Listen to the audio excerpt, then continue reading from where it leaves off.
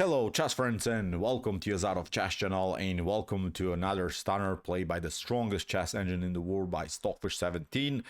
Today we see the fish battling it out against another top pageant Stormphrax in a crazy Najdorf Sicilian in the one of the most popular Sicilians that you can play now these days. And the cool part about this game is that Stockfish will perform here really an amazing tactical shot in which it will give up two minor pieces in order to create enormous pressure against his opponent on the king side, which is really thematic, really beautiful, spectacular attack by the fish. And I think here also you witness really a common tactical motif that's I think many times present in the Najdorf Sicilian. Like any opening, it has every opening has sort of its own tactical motifs, its own strategic elements, strategic ideas, and Stockfish will, I think, here first of all show the most important strategic ideas, but then also the most important tactical shots that you have to know in this ultra aggressive opening. So let's see now what happened with the white pieces. The fish open with the move e4. We have now the move c5, the Sicilian. After knight you have 3 d6, the modern variations of the Sicilian defense. Stockfish, of course, opens the center with the move d4, c takes d, knight takes d, and now after move a6, knight to c3, knight to f6 with the kind of different move order. We have reached now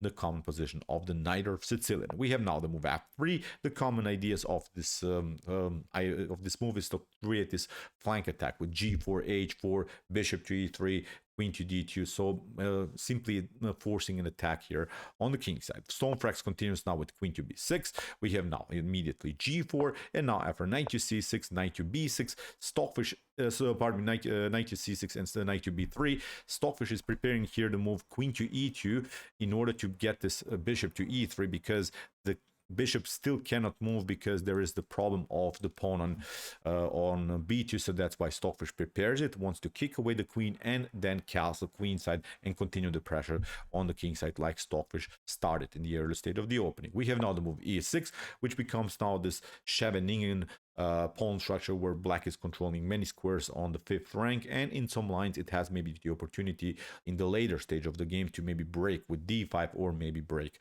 with e5, maybe when the position gets a little bit more simplified. For instance, the black's king is still stuck in the center, so pushing the pawn in the early stage of the opening is not good, but as a preparation, d5 I think would be the common liberating move that black hopes to get maybe in the later stage of the game. So here after move e6, Stockfish continues immediately with g5, kicks away the knight, prepares now this idea, bishop to e3, and then finally castling queen side. We have now queen to c7, Stockfish plays bishop to e3, and now rook to b8. Let's see, it's now move 11, and we have reached now a theoretical novelty of the Najdorf Sicilian, where black is preparing, of course, its own attack here with b5, a5, maybe even b4, a4, whatever the position is, again allowing for black, but black has to be also very active on the queen side, because white is already there. White has already some kind of an attack. Of course, maybe it's not immediately clear what's going on the king side, but white has already pushed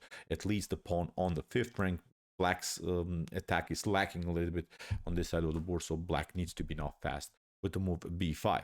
Stockfish continues now, of course, with queenside castle. We have bishop to e7 and now h4, b5, of course, here by black, and now h5. Stockfish continues the pressure, although black didn't castle already here on the king side, so black is waiting maybe also with the move castling, because white made already huge progress on this side of the world, so maybe in some lines black should try to even avoid castling king side. So Stockfish continues, Stormphrax continues with knight to b6, wants to play maybe the move knight to c4, and now Stockfish continues the pressure. f4 is not waiting, is not hesitating here, simply pushing this position to the limits. And now Stormphrax castles.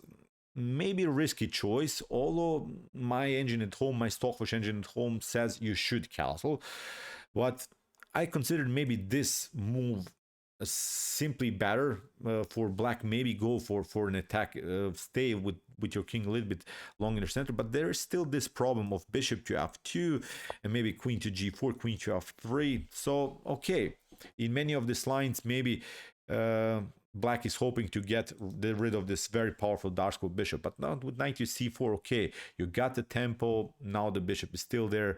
I'm not sure, but I would still probably play this move knight to c4 before castling. So Stormphrax, okay, it's of course obviously a much better player than I am, but it seems to me here, when it comes from positional point of view, that black is castling into white's attack immediately, and Stockfish says, okay, you castled, now I'm going to occupy the g file, and Stockfish hopes now to clear somehow the g file, to open it up, to somehow put more pressure against this king. Stormphrax continues now with the move b4, and now the real fun starts. So b4, very important moment now of the game. Black has an attack. We have said black has to be active, and black is active finally on the queen side. And now many of us would make here, I think, for sure, mistakes. So here there are two options. Maybe you can go here with bishop to b6. Seems so that it's good. Maybe after queen to b6 you retreat, and maybe you can go for the d4 square. But after a5, I think black is at least an equal position. I think black should even better here with the potential a4 progress in some lines, maybe d5, and then putting more pressure on this side of the board. In some lines, I think in this position you could also sack the pawn on d5 just in order to liberate both of these bishops. This bishop will come into the game. So here this motif with bishop to b6, I think, is not working here for white. If you try here in this position, instead of bishop to b6, if you try knight to e2, look at this again.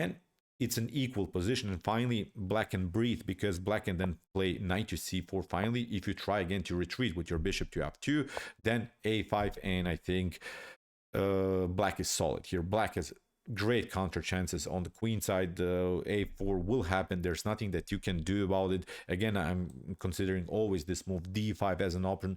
Even bishop to b7 with the preparation, maybe to play d5 in a clearer way, is also an option for black. But black is there. I think many of us would even love to play maybe the game from black's perspective in this position. I'm sure it's a playable position. So here in this exact moment that we have discussed here after move b4, Stockfish plays now the common tactic of the Najdorf Sicilian, and probably if you maybe played against the Najdorf Sicilian, you have considered many times this move knight to d5.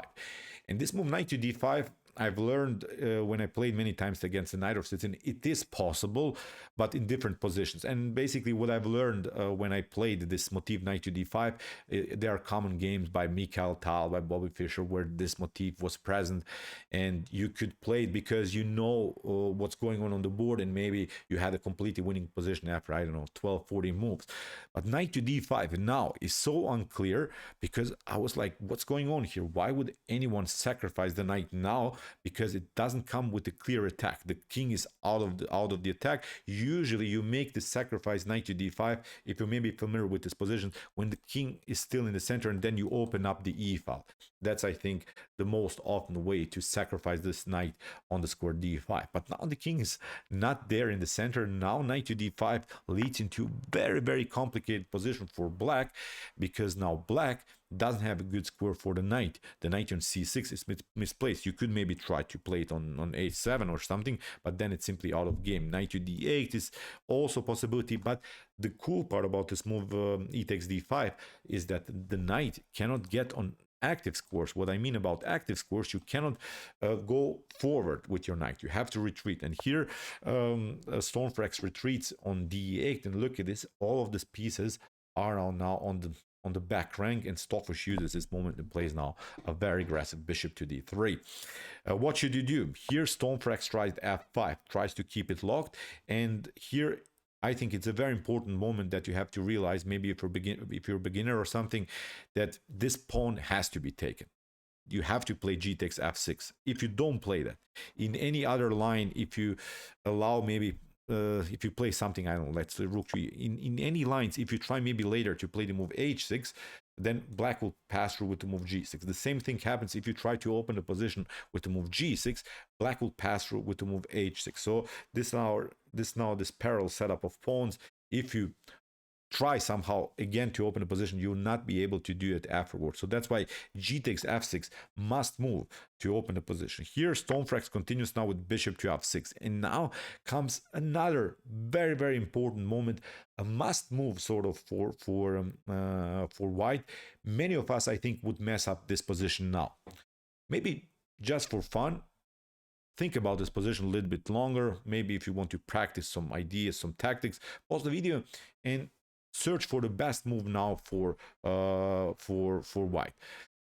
I'm not sure if we'll find it, because it's a specific move. I would say it's a move that is breaking a couple of principles, of course, in chess. But let's see now what's the best idea. What would you do now in this particular position?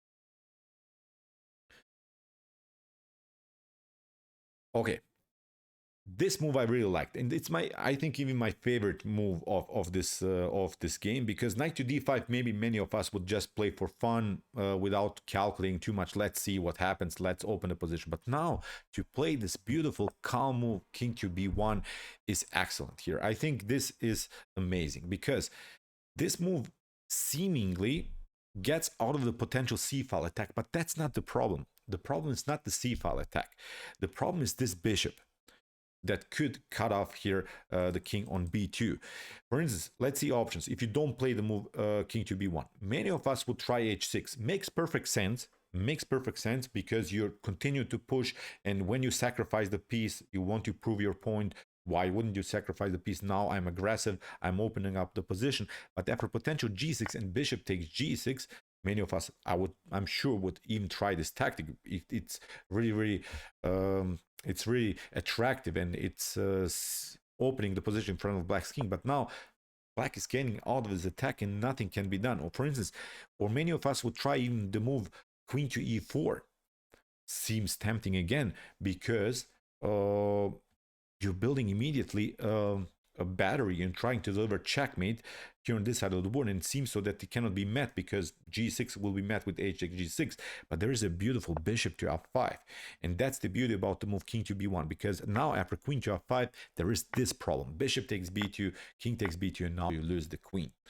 So king to b1, beautiful idea. Not that it gets out, as I said, you don't get out of the c-file attack, you get out of the potential attack by this amazing Darko bishop. But you didn't lose any attacking chances. That's the beauty. h6 will come. You will have time to play it. But now the king is perfectly fine. And don't forget about this move king to b1 in any of the Sicilians, because it's also a common move when you castle queenside to secure the king further. But now, as I said, it's not the problem about the c-file, it's a problem about this bishop. So here, knight to c4, played by Stormphrax. Stockfish continues now with queen to e4. Now it's working. Now bishop to f5 is of course not working, because now queen to c4 will happen, and now we pick up the piece, and now white is winning. So here after queen to e4, knight takes e3, but Stockfish says no, I'm not going to take out the knight. Now I'm there. That was the battery that Stockfish prepared. Queen takes h7. The king has to step back. Rook to e1, and you see now Stockfish is now down 2 pieces. Really wild stuff. Here, after rook to e1, Stormphrax continues with queen to a7, protects now the piece, but now obviously queen to g6. The issue is that you cannot step back to g8, then h6 will break the position. You're trying maybe queen to f7, it's a checkmate. If you try here maybe bishop to f5 to lock somehow this diagonal, then bishop to f5, knight to f5, queen to f5, you try maybe g6, then rook to g1 is going to happen. Again, a devastating position. So this is not working. If you try maybe, I don't know, something else, it's still unpleasant. If you try to bring the queen here, there are many tactical options. Knight to d4, knight to c6, knight to e6 going to happen. This bishop is weak, so really unpleasant. Knight to b7, then you get this one, rook to f6, and again the game is collapsing here for black. If you try it off, of course, look at this, then we play something like this, and with 2 extra pawns on the king side, again white is completely winning. So here after queen to g6, obviously black has to now run towards the center. Here we have king to e7, but still this knight is protecting so far the king. Stockfish continues now with h6 anyway. We have now rook to g8, we have h takes g7, great move again by the fish. Still, it meets with the idea to open further position. h7 is possible, and Stockfish says it's not losing or something for white. White should be better here, but it's not the optimal move, because obviously rook to h8 is going to happen, and still I don't like this locked file, sort of. Stockfish wants now finally to open the position. That's why I left h takes g7, because now after rook takes g7, Stockfish gets now the queen again into the game, and now finally grabs the first piece.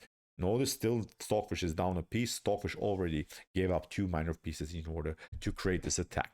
Really, really wild stuff. So here, for rook takes e3, king to c7, it seems so again that Stormphrax is getting out of this mess, but now Stockfish plays a beautiful rook to h6. We have now rook to g1, Stockfish covers, Stormphrax continues, and again, I thought great defense here by Black. Black is finally defending, is forcing now reaction, but now first of all the check, Stormphrax covers, but now after queen to c4, a new check, Stockfish delivers a new check, and now Stockfish grabs another pawn, new check, again a couple of checks with the same pattern, but now Stockfish retreats to f1 and grab now a couple of pawns meanwhile, for the lost minor piece still. We see still Black has an extra minor piece, but now Stockfish covered the back rank, has a great attacking chances on the 7th rank. The king is still endangered, and even if this position maybe reaches the fully endgame stage, what I mean about the fully endgame stage, if maybe many pieces are traded off, still it's a good position for White, because meanwhile White gained pawns, and in a potential endgame, I would say if you get 3 connected pass pawns like Stockfish has here, okay, they're not maybe pass pawns, this one is not pass, but this is a passer, still 3 pawns versus 1 minor piece should be better in a fully endgame stage, of course. So here, I think going into an endgame is also an option for White, if, for instance, White doesn't have maybe mating chances or wins decisive material. So here for rook to f1, rook takes f1, Stockfish takes, here the check, new check by Stormphrax, Stockfish covers, perfectly fine, rook to b7, and now Stockfish launches the further attack on the queen side. Now the pawns are rolling, b4 is going to happen, so really the king is naked, this bishop is a little bit loose, this bishop is also loose, the knight is still out of game. It's almost like still Stormphrax is not activating the pieces in a proper way. So here queen to a5, Stockfish plays on a calm rook to h6, now a new attack against the piece, and now knight to b3, hitting the queen. Queen drops here, delivers a check, but now Stockfish doesn't have to cover anymore with the knight. Now Stockfish king is perfectly fine, and the knight is activated and can compete here, can of course be useful in White's attack. Rook to h7, rook to g8, we have bishop to e7, and now Stockfish plays c3, cuts up now the queen is now out of game, and Stockfish can build now new pressure against Black's king. Queen to f2, Black is desperately trying to bring the queen back. Again, your new simple threat against the piece. We have now repetition, but now a beautiful, stunning move. This is now the nail in the coffin. Rook to d7, brilliant stuff. Now, what should you do here? Stormphrax took, the Stockfish delivers a check. Seems so again that Black is defending was the position, but now queen takes d8, and what should you do? It seems so again that maybe queen to f1 is working, but this wasn't playing the game, but it's not working because of this idea. A knight to a5, for instance, you try bishop to h6 to bring some pieces into the attack, but now you look at this, you're getting checkmate with the knight and queen's activity. So you're maybe trying rook to b6 to keep your rook in the game and maybe cover, but then again a new check, and then knight to c4, you're trying maybe to step back, and again this motif is working because this bishop is simply out of game. So there's no time to bring this bishop because of this idea of delivering checkmate here with the queen and the knight. So here after queen takes d8, Stormphrax tried queen to b6, and again I hope you realize, even if this game reaches the fully endgame stage, still White should be winning, because now basically White is down the exchange but has 4 extra pawns and a minor piece against the rook. So that's why Stockfish simplified now the game till the end. Queen takes b6, king takes b6, and now a5. The pawns are rolling. Now the knight gets even on a better score. Knight to c6, knight to e6 is an option. Now a new check. Stockfish plays a beautiful bishop to h3, which will come now clear why Stockfish is doing that, because after bishop to h6 and a6, the issue is now you cannot play rook takes f4. Rook takes f4 leads now into this beautiful checkmate pattern, and you would be forced now to give up the piece. And obviously here in this scenario with 3 versus 1, again completely winning position here for White. So here a6 is the preparation to play this motif, bishop to c8 and then bishop to b7. If the rook is of course not on the 7th rank, this would be a spectacular checkmate pattern that Stockfish is preparing. Rook to f8 here by Stormphrax. So Stormphrax is noticing this potential bishop to c8 move. King to a3, king to f4. Stockfish gets the king closer, and in this particular position, Stormphrax resigns. So maybe we would love to see, of course, this game till the end, but here in this position, these engines are sometimes resigning. Probably we know what's the problem here. As I said, the rook has to stay always on the 8th rank.